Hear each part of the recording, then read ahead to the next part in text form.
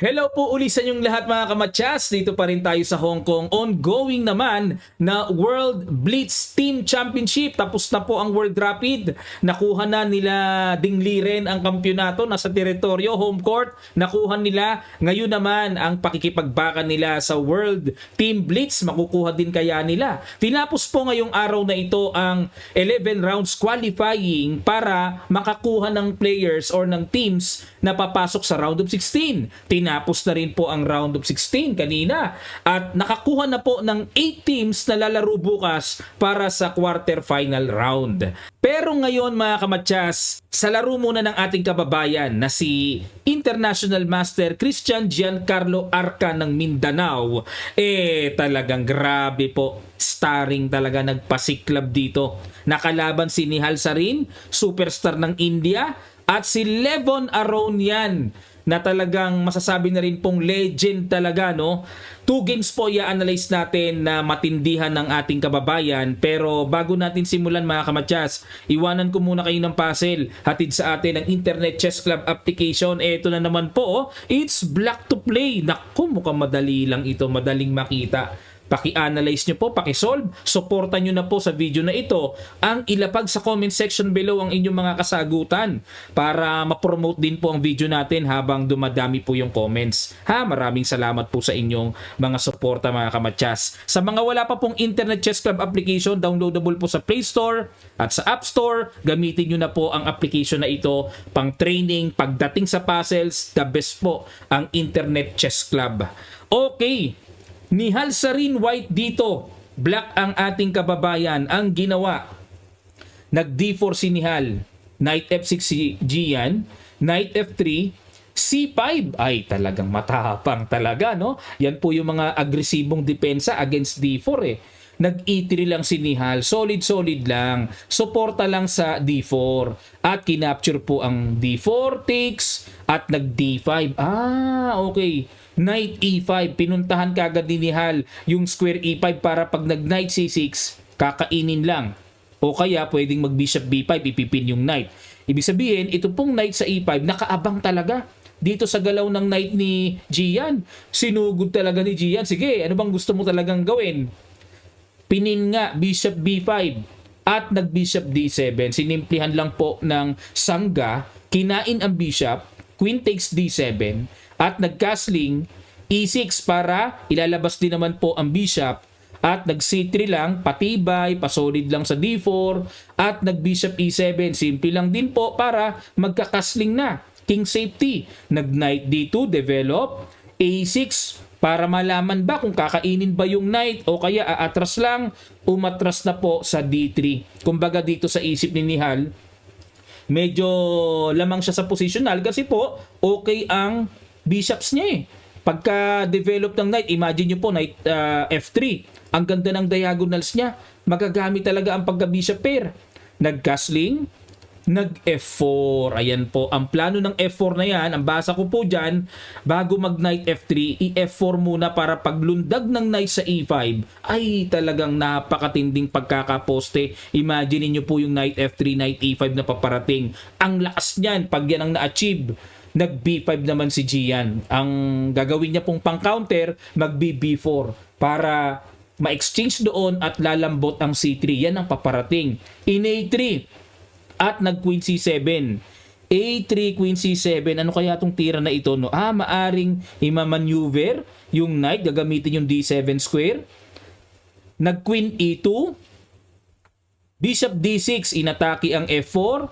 Nag-Knight F3. Okay, so hindi pwedeng capturein yung pawn F4, no? Nag-Knight E7 lang si Gian. Dito po kasi mga kamatsas, para klaro lang, pagka kinapture kasi yung bishop, takes na tipong nakalamang ng isang pawn, hindi po pwede. Kasi may threat sa queen at yung knight sa C6 ay makukuha. Balik po tayo mga kamatsas. Kaya ang ginawa dito, nag-Knight E7 si Gian, sumugod na nga po si Nihal, at nag-Rook B8. Rook B8, talagang poporma ng atake mamaya Mag-A5, mag-B4, aatake talaga si Gian. Nag-Bishop D2, abang na abang talaga sa B4 landing ng atake. Okay, para yung Tori din ay magamit din po at the same time, pwedeng ilagay sa E1. Nag-rook B7, abang-abang lang si Gian, kunat-kunat lang. Nag-rook F3 na po si Nihal. Unang tingin po talaga, nakakatakot po ang position dito ni Gian eh. Paano hindi nakakatakot? Pupunta po yan dyan sa H3 oh. Aatakihin ang kingside. Ganyang katindi. Pero diretso lang. Nag-A5. Pero teka muna. Ang plano ng A5 magbi-B4, babasag sa queenside si Gian. Pero mga kamatsas, kung mapapansin nyo, hanging naman ang pawn sa B5. Nag-rook H3 lang si Nihal, di niya pinansin, piniresure niya lang ang H7. Pero teka muna mga kamatsas, para klaro po sa atin, pagka kinapture kasi ang pawn B5, mag-A4 daw. Na hindi makakagalaw ang bishop kasi may target po doon sa B2. Ang lalim ng nakikita ni Gian, malalim na mga kamatsas. Biro nyo, tinira niya A5. Ang ganda oh. Hindi pala pwedeng capturein. May A4 na kasunod. Oo nga, sabay papatong na po ng Torre dyan. Kahit makuha yung pawn A4, basta makuha lang ang pawn B2, it's a great impact sa second rank. Malakas po ang may bibigay na pressure ng black papunta sa puti. Ayun, napansin ni Nihal, sa isip siguro ni Nihal, grabe to, may karga tumira to. Malalim. Kaya ang ginawa niya, nag-rook H3 na lang siya. Talagang itinuloy niya lang ang purpose ng pagkaka-rook F3 niya to rook leaf at maipang atake sa H7. At dito, G6 lang. Ayun, para mabarhan gagad yung pressure. Time check tayo. Dito po, lamang ng 1 minuto mahigit si Nihal. Para po sa inyong kaalaman, mabilis maglaro yan. Pagdating sa Title Tuesday, mga ganun-ganon, ilang beses na po nag-champion yan si Nihal. Nag-G4, ayan po, babasag yan, no? Mag-F5 na. At the same time, itong G4, para mapigilan din yung lundag ng knight sa F5. Pero malakas ang G4. Nag-B4, talagang wala na eh. Pwersado ng gawin ni Gian yan. Otherwise, talagang titignan na lang niya kung paano siya lilingkisin dyan pag wala siyang ginawang counter. O kain-kain, nag-A4, ayun. Para kasi pagka kinain po, kain-kain, takes, mawiwik yung pawn sa D4 at ang pawn sa B2. Kaya hindi po basta-basta kinakapture yan pagka ganyan. Nag-queen B6, inatake ni Gian ang pawn sa D4. Pero mga kamatsas, yun lang ang malungkot dyan. Binadmuban. Dapat daw po ang tira ay, ito pala ang dapat ipang-atake dyan sa pawn D4. Na kapag nag-bishop E3, saka mag-B3 para may knight B4. Paano kung i-rook C1, ipin ang knight? Hindi pwede. May tactical blow pala na gano'n. May tactics palang gano'n. Oo nga, no? Na pagka kinapture ng bishop, may hanging rook. Kapag sinabayan ng kain, may kain muna sa queen. Naka-check pa mga kamatsas. Kaya timplado yung tactic ang knight takes D4. Balik tayo.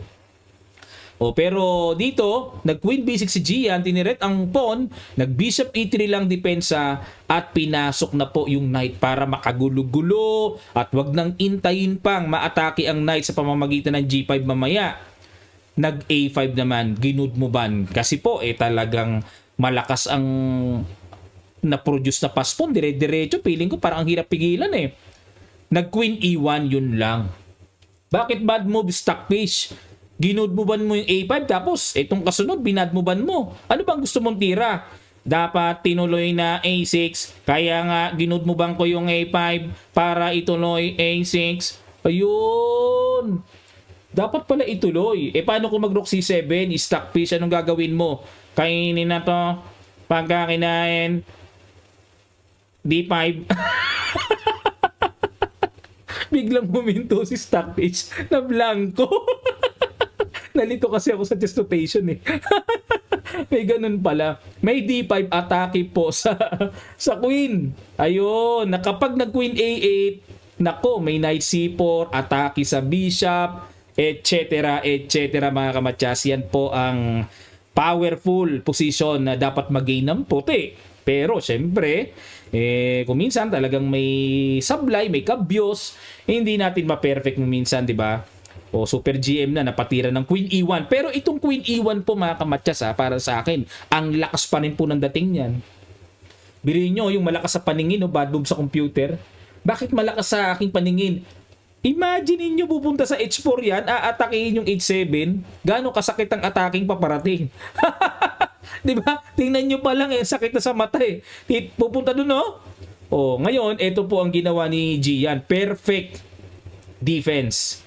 F6 good move. Paalis lang sa knight. Nag A5 or A6 muna, inatake muna ang tore. Iniwas.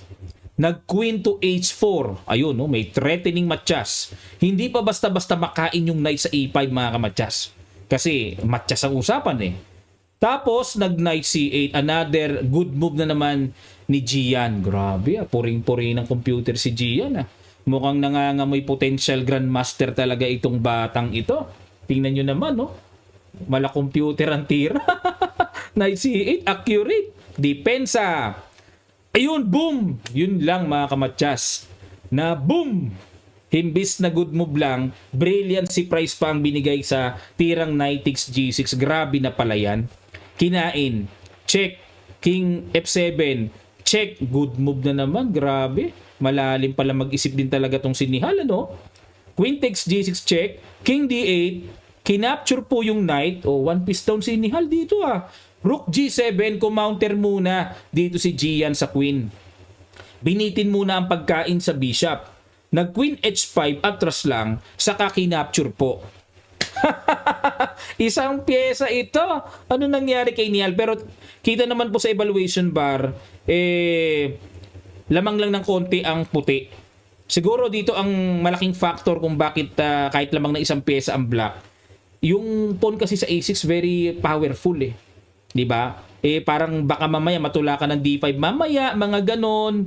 So yung pass pawn is very strong, and then yung king nasa gitna. So factor pa rin po yung knight nasa C8, very passive.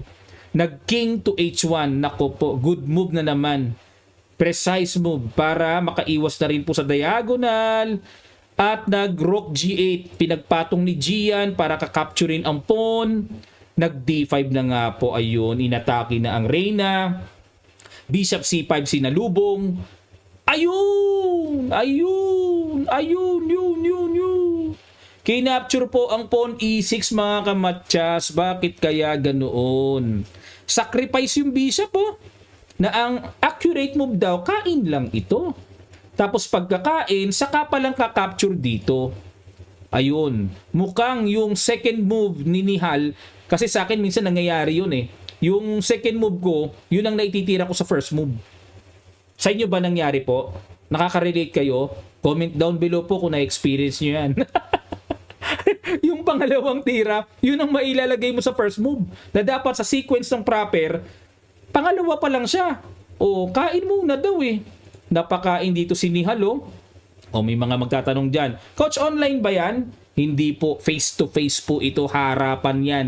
Dito sa Hong Kong, mga kamatyas, harapan po ito. Kaya sa mga nag-iisip na parang online or gumagamit ng engine computer, ay hindi po, nagkakamali po dahil face-to-face po ito. Mahigpit po ang seguridad dito. Lahat po ng cellphones, any gadgets, may room na isusurrender doon ng mga players bago pumasok sa playing area.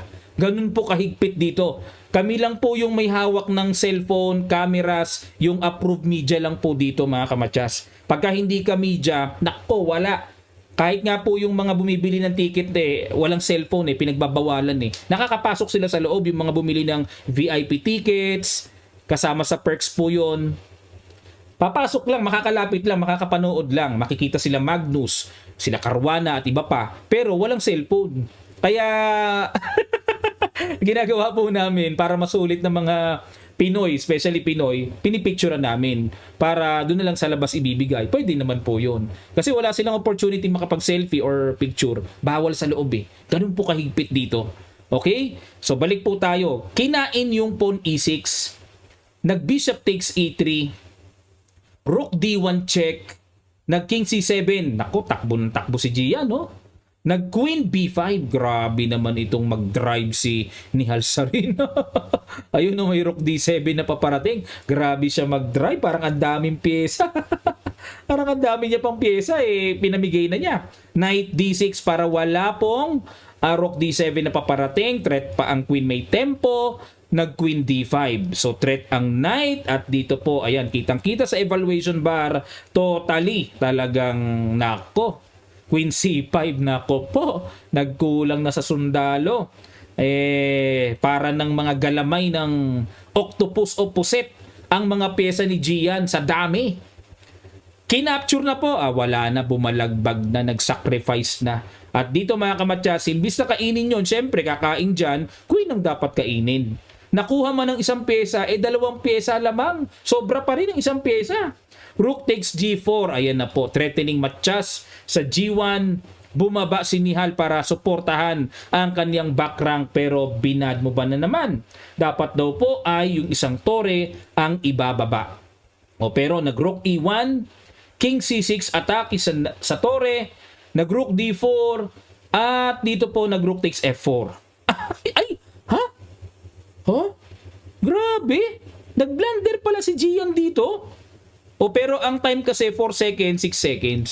Kaya wala na yung mga ganyan. Kung minsan excuse na wala na Papa-plug down na, pressure na rin dapat daw ang tira dito mga kamatyas ay E3. Since hindi pwedeng kainin dahil maiiwanan yung back rank may Matyas. Oo nga, no? Oo nga. Ayun, narinig nyo naman yung baka. Balik tayo. E3 lang pala, pero kinain ni Gian. Pero unang tingin, bakit blunder? Ay, oo. Oo nga, may check doon. Ngayon ko lang napansin. May check, hihiwalay sa knight. Yun, na-check nga, King B5, sugod. Kinain naman ni Nihal. Na-excite siya. Sa isip niya, okay, yung isang pyesa, bawi na. Woo! Parang ganun, mga kamatyas. Ano meron, coach? Woo! May pang-asar na tunog. Ayun, pero hindi pala dapat capturing yan. Dapat pala ang tira is E7. Ay, malalim naman pala yung winning. Winning ang puti, si Nihal. Pero ang lalim naman nung E7, parang wala lang. Parang papakawalan lang tong knight. Lalim, May waga talaga. Chis, halimbawa, mag knight F7, itakbo natin. Ito naman isa ang gagalaw. Losing ang black ko. Ayan, etc. mga kamatyas. Huwag na nating palawagan ito, or alamin pa, i-explore pa. Sigurado po yan, tumbok yan, winning ang white dyan, pagka ganyan ang evaluation bar. Pero balik tayo, na-excite si Nihal na bawiin yung isang pyesa. Kasi nga naman na feeling hopeless siya nung na one piece down siya. So nung nagkaroon ng chance, uy, kain, bawi! Pero, yun nga lang, may E3, very strong pass pawn. May E2 rook F1 na paparating. Kaya ingat talaga dapat ang puti dito. Nag E7, bumaliktad na naman po ang evaluation bar. Dito po, binigyan na nga ng chance maka-equal pero dapat makita yung rook D5 check. Tapos, magki-king B6. Rook D6 check. Wala bang iba na tira? Walang iba? Talagang magpapabalik-balik. Pag pumunta kasi dito, halimbawa, may E7. Dito naman mananalo yung panalo na dito ang puti pagka ganito. Grabe, wala naman lang itinirang kahit na itim sa evaluation bar at deklaradong mate in 14. Aray ko, siguro ito na po talaga ipaparating. Halimbawa, mag-ito lang para mas maliwanag po. May check. Ay, oo. Gets ko na. Pag pumunta dito, King B8, Rook B7 check. Ayun, oo. Pagka pumunta po dito, may Rook D8 Matyas. Pagka pumunta naman dito, instant Matyas kagad. Ayun pala kagad mga kamatyas. Balik po tayo. Ayan, at balik tayo sa E7, blunderacious move na ginawa dito ni Nihal na pa E2. Ayun na po, grabe. Running pass pawn, pantay na pantay, pero mas masakit ang tama ni Nihal dito. Bituka talaga ang tama mga kamatyas.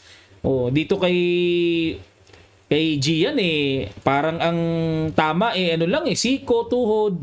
Ito pag ito, naku, bituka yan. Papuso ang tama niya, tigok kagad. May Matyas kagad. Kinuwin, ayun, makagulo-gulo lang. Ha?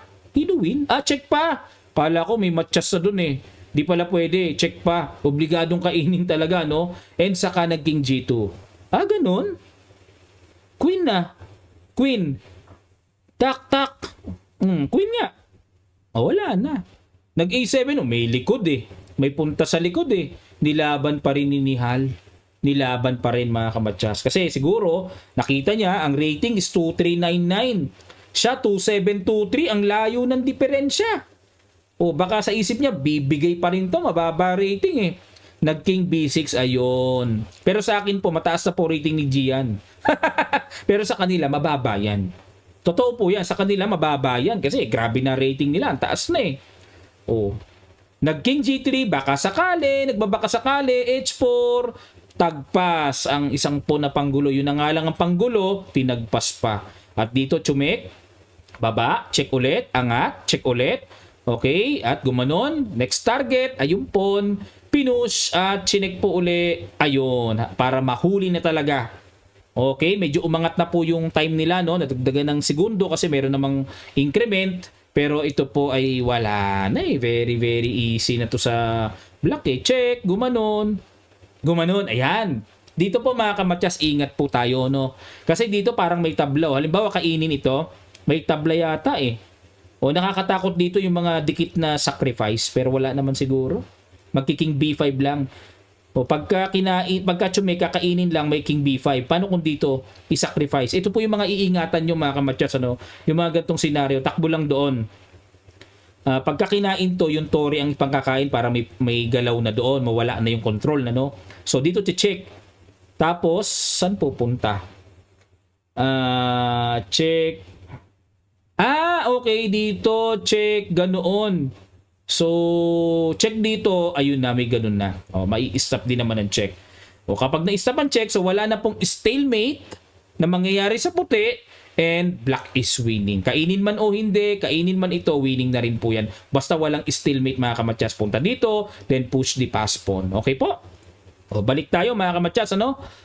Kaya ang ginawa ni Gia, naramdaman niya, baka mamaya may gulo-gulo, pero panalo pa rin naman siya. Nga lang, syempre, sa ganitong kaikling oras, nakakatakot na i-risk yung ganyan. Kaya nag-rook F1, Chumek, bumaba, pinakain yung pawn, and then, tumira pa dito, ay matchas dito baka namali lang po sa registration ng pyesa mga kamatyas. Pero ito po ang tamang tira dyan.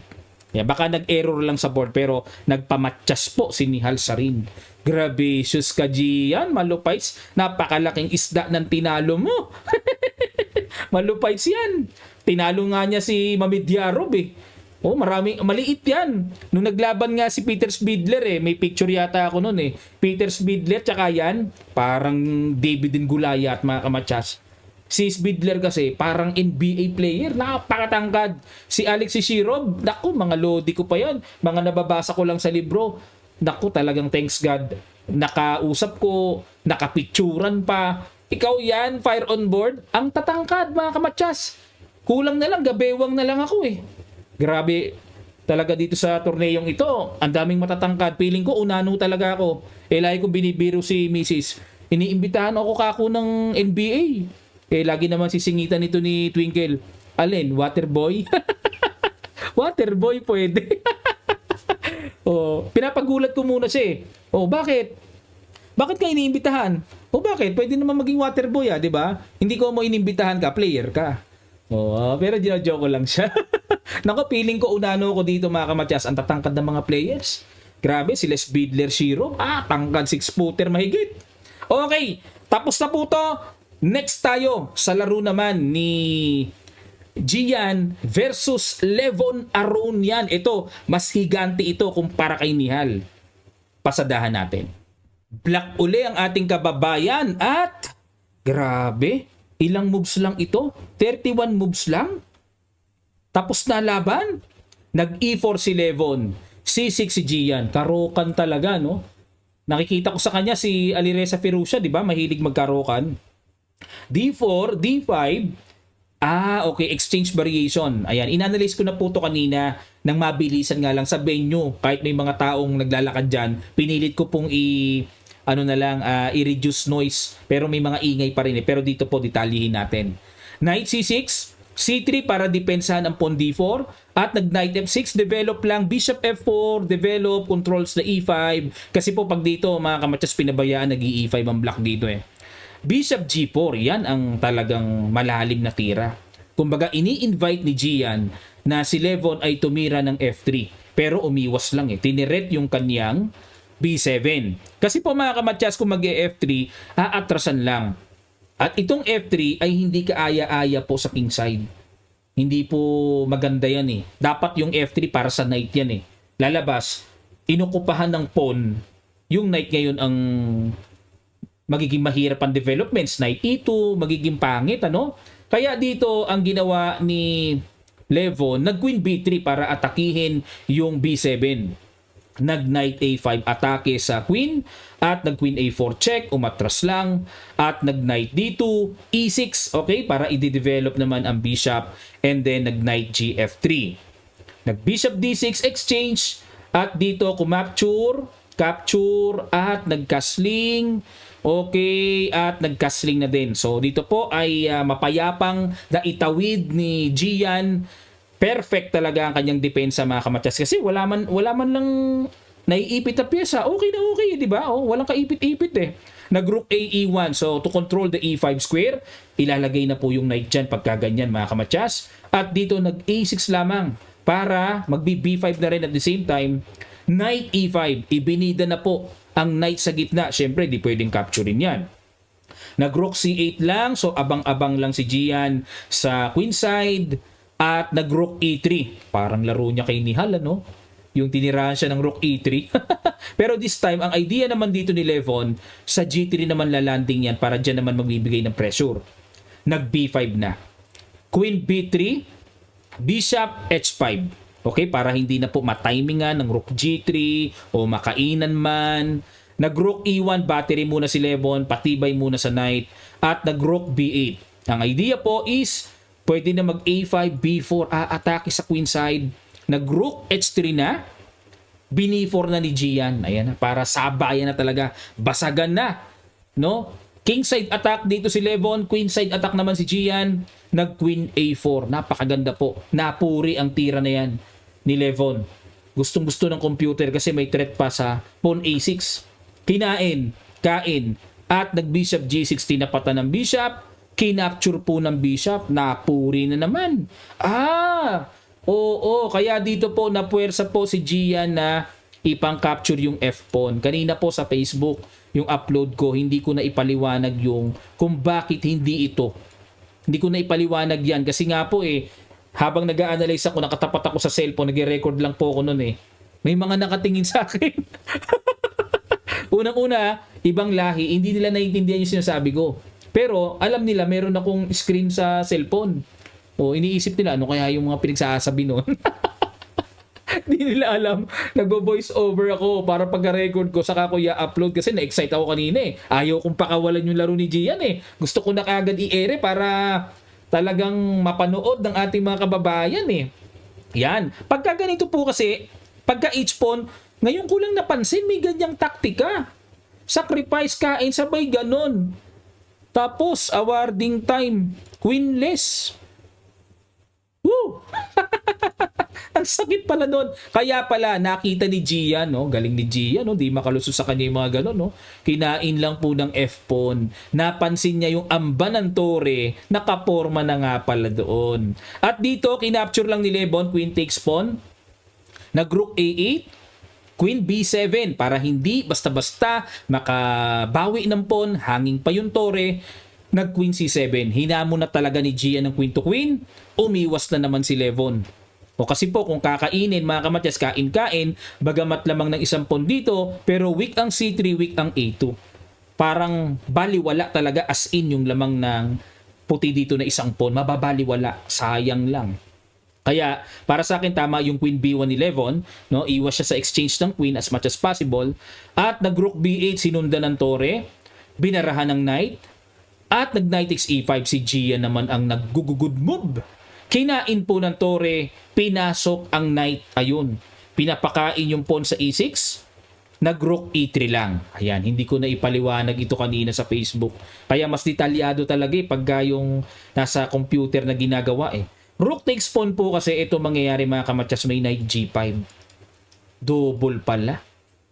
Dalawang sapak pala sa tore yun mga kamatyas. Ayun. At dito, dumoble. At nag-knight C3 mga kamatyas. Ayun, hindi nagustuhan ng computer, inekisan. Dapat daw po ang tira ay knight d2. Ayan, knight d2 para atakihin ito. Halimbawa kung mag queen c2, may knight takes b3, ay oo. Pagka kinain ng pawn, ay grabe mga kamatyas. Sige po, pakiguess nyo yung good move dito. Ipreno ko muna dito mga kamatyas. Papasil ko muna sa inyo. Ang ganda kasi ng tira eh. Okay, sa ilang sandali lang, tutuloy kagad natin. Pakiguess nyo po. Start! Napakaganda ng tira mga kamatyas. Napakalupites. O sa mga gusto pong mag-isip ng matagal, gawin yung puzzle talaga. Pause nyo lang ang video. Then, think and analyze. Pero sa mga gusto na pong yung mga nakaabang lang, mga abangers lang, ang good move na ito ay hatid sa inyo ng shout out kay Doc Sankar ng USA. Ayan, salamat po sa inyong partial support po dito sa biyahe na ito, sa punta po dito mga kamatyas. Lagi akong sinusuporta ni Doc Sankar eh. Mabuhay ka Doc, thank you so much sa iyong suporta. Ayan, queen takes e5. May ganyan eh. O, halimbawa, kainin ng tore. O kahit po, may back rank. Matyas. Harang, matyas pa rin. Weak ang back rank. Balik tayo mga kamatyas. Balik po tayo. So dito, ang ginawa po ay knight takes c3. Yan ang ginawa ni Gian. Nag-queen e1 si Levon. Tineret ang knight. Nag-knight e4. Binalik. Gusto ng computer yan. Para hindi maging super control talaga ang white sa e-file. At nag-f3 paalis na sa knight. At dito po mga kamatyas, ito yung laman ng good move ng knight e4 ni Gian. Nakita ni Gian ito. Napakagandang tira naman. Rook takes a2. Brilliant move. Double exclamation mark ang binigay ng computer. Ang galing mo Gian. Malapit ka nang mag-GM. Yun ang sigaw ng computer. Malapit na raw siyang mag-GM sa lakas eh, no? Rook takes a2, kinain po yung knight. Ayun, no? Nakita ni Gian yung idea na yun. Mabigat yung idea na yan. Kasi po, threatening matyas and then threatening na mabawi yung isang pyesa. Nag-queen f1, ayun na. Bumigay na po si Levon. Hindi niya kinaya yung pressure ng powerful second rank attack. Dito po mga kamatyas, dapat daw rook g5 ang tira. Yan ang ipang depensa sa pawn g2. Halimbawa, kung naiilang dito si Levon na mabawi yung isang pyesa, kakainin lang po, kain, and then may e takes d5. May ganyan eh. Ang gagawin naman po e5. Ito mabigat makita. Para ma-maintain ang pagka-equal, dapat makita po yung e5. Paano kung di makita? Yan ang malupites dyan. O kasi di naman pwedeng kainin ng pawn. Automatically, may queen e8. Patchas kagad ng king. May back rank. No? O e5 ang dapat makita dito. O. Pero tingin ko sa lakas ng tira ni Gian, mukhang makikita niya. Ano idea? Pag e5, halimbawa, capturing uli ng pawn, and then, naku, talo pa. Pagka blunder pala yung, may check pala doon, no? Hanip na yan. Kapag pumunta doon, may queen d4. Ow! May rook a1. Naku po, no solusyones sa back rank attack. Walang solusyon mga kamatyas. Walang solusyon, no? Grabe talaga, gracious. Balik po tayo mga kamatyas. Ang ginawa dito, nag-queen f1, rook f8, good move by Gian. Dito po, katakataka. Nag-resign po dito si Levon. Marami ako nabasa kanina sa Facebook, ang aga mag-resign ni Levon. Naagahan nga rin ako. Alam nyo, hindi naman ganun kalamangan eh. Oh. Nag-resign si Levon. Bakit kaya? Kasi iyaharang pwede pa eh. Rook takes, queen takes, wala namang meron ba? Wala namang check dun, may knight. Kung queen naman, di harang lang ng queen. Ano ba kung ipabawi yan? So hindi pa naman talo totally. Pero ito po gagawin. Ito mabigat na tira. D takes e4. O tapos queen f1 ulit. Yan, kasi po hindi pwedeng capturing ito. Yan, hindi ko na detalye kanina sa Facebook yan eh. May matches kasi sa back rank eh. Kaya hindi po pwedeng gawin yun eh, di ba? Teka muna, may diretso na bang matches? Hindi kasi pagka chumek doon may harang eh. O kaya kailangan check muna sabay ganon. Okay? At kung ipangkakain naman po ay tore dito, may queen b1 check, obligadong iharang ang queen, lilipad naman ang tore. Yan. Pinakita ko po kanina sa Facebook yan mga kamatyas. Pa-follow naman po yung Facebook kamatyas natin ha. Maraming salamat po. Malaking suporta na po yan. Kain, ay hindi, balik tayo. Ang ginawa po kasi, pag Rook F8, nag-resign na si Lebon kay Gian eh. Grabe, dalawang higante, balyena yung nahuli ni Gian. Bangka lang yung gamit niya, pero balyena yung nahuli niya. Ang galing ni Gian, ano? Oo, ngayon namamangka pa lang siya eh. O, kasi, syempre, kumpara dun sa mga ano, balyena na yung mga yan eh. Grabe talaga. Oh, galing. Proud Pinoy, mga kamatsas. Proud Pinoy. Ihiwalay na lang po natin yung mga iba pang games ha, kagaya ng mga best games nila Wesley, nila Magnus Carlsen. Ayan, ang saya-saya po. Ayan, nakikita nyo po yung mga larawan na yan, ano? Tapos yung mga, ayan, good vibe si Magnus dyan, o kanino. 'Di ba? Umuwi na po yan kahapon eh. Nung pagkatalo niya ng 4 na sunod, umuwi na yan eh. Hindi na naglaro ng last round eh. In-upload ko naman kanina sa Facebook yung, ano, yung pinakauna kong upload kanina na video na mga nakayuko na sila Wesley sa last round ng Rapid. Sila Caruana, tamlay na tamlay. Naawa ako. Kasi tinitignan ko lineup nila. Halimaw talaga eh. Pero bakit nagkaganon? Doon ka talaga magtataka ka talaga eh. Pero Magnus Carlsen, Wesley So, Caruana, Duda, ang babae pa nila si Goryatskina at saka Kostinyuk. Anib yan.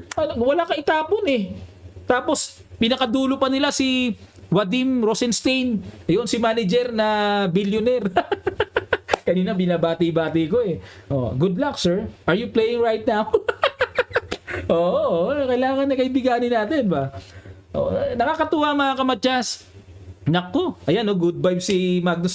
Nagbibiruan silang dalawa ni ano diyan eh, ni Wesley So eh, nagtatawanan sila eh. Bangka si Wesley lagi. Iba talaga pag Pinoy eh, bangka sa kwentuhan eh, di ba? Bangka sa katatawanan. Nakikita ko sa grupo nila, masaya sila pag nandun si Wesley. Si Wesley yung pinakabangka nagsisimula ng mga pupuntahan ng kalokohan eh. Tuwan-tuwa talaga si Magnus. Yung pala dapat masaya si Magnus in good vibes. Ang ganda ng laro, mga kamatyas. Ang ganda ng laro. Sa qualifying kanina, parang isa lang ang talo ni Magnus. Last round pa. Lahat wipe out sa kanya. Hanip talaga. Nung sa Rapid kasi ang lungkot niya eh.